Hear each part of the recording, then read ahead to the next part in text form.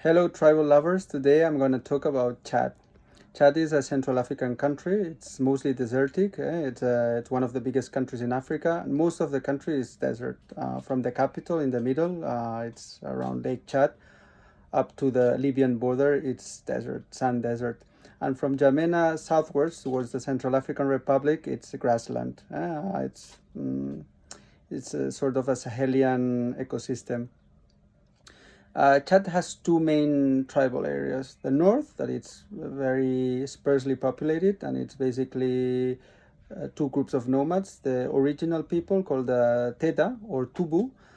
They speak sort of Arabic dialect, uh, but um, but they don't consider themselves as being Arabs. They're Muslim, and they live in scattered villages in the oasis, and some of them are 100% nomads. In that area, also you find shifting populations of Arabs. Sometimes they call them red Arabs, or Haratia, or white Arabs. These people, they feel connected to their Arab origins. Um, then around Lake Chad, we could find a transitional area, mainly populated also by nomadic Arabs. But in the middle of the lake, you find a very interesting ethnic group called the Buduma. They scarify their faces. That area nowadays is not easy to visit because there's factions of Boko Haram hiding in those Papyrus Islands. But the Buduma are still there, on the shores of Lake Chad and on the islands. They live from fishing, from trade, and of cattle rearing. They have the famous Buduma cows with very thick horns. They're like a species only found there.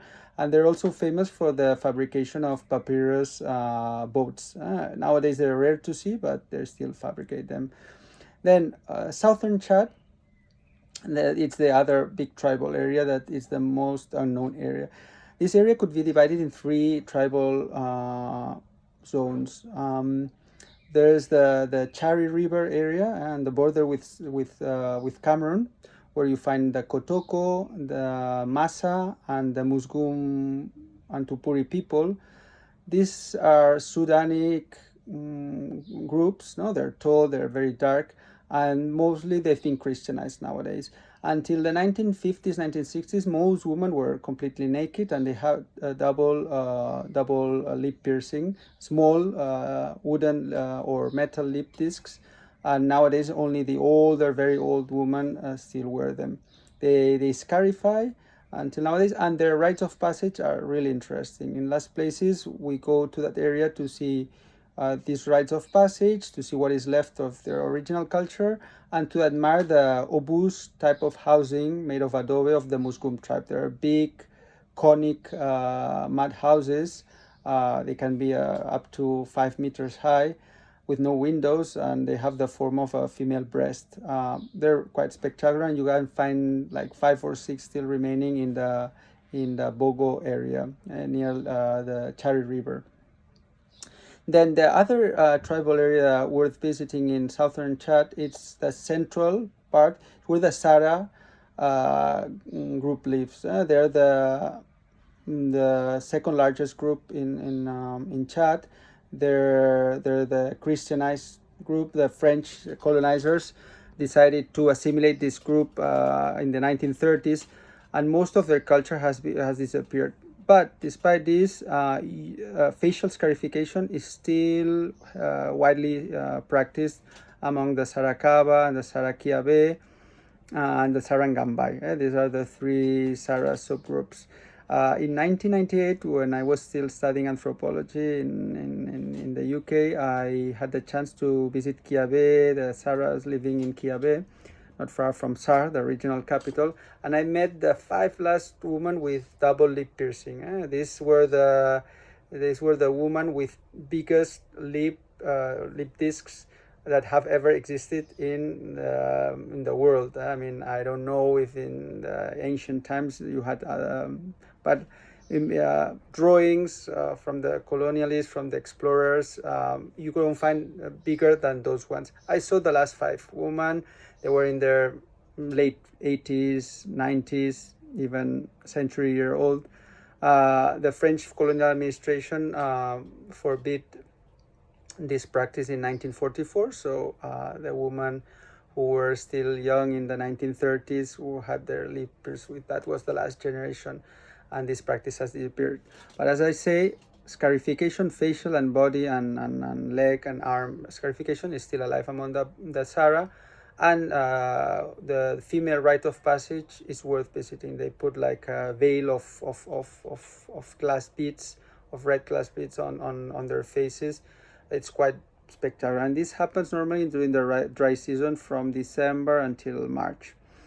Then other little subgroups include the Mbum people, then the Musei. They have, these people have facial painting during the male rites of passage that are worth visiting. Then the last tribal area that we visit in southern Chad, it's called Mongo area. It's where it's a mountainous region in south central Chad, and there is where you find the Hadjerai people, also known as the pagans, no, people that used to live in the mountains. They were naked and they didn't follow nor Islam nor Christianity, and the other peoples call them, primitive, backward. These ethnic groups, most of them have descended from the mountains. There's very few still up there, and they're converting into Christianity or Islam in mass. Said this, the culture is still alive, and in some mountain areas you can still see the original Hadjirai culture in this Mongo area.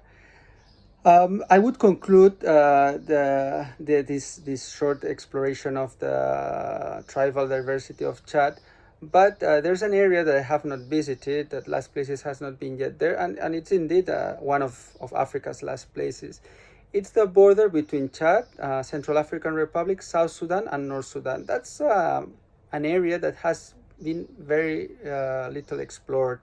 And I remember reading some ethno-linguistic information about some groups living in swamps and being really isolated, living from gathering wild honey, hunting, and fishing.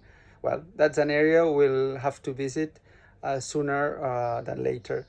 So with this conclusion, I say bye-bye until next time. Ciao.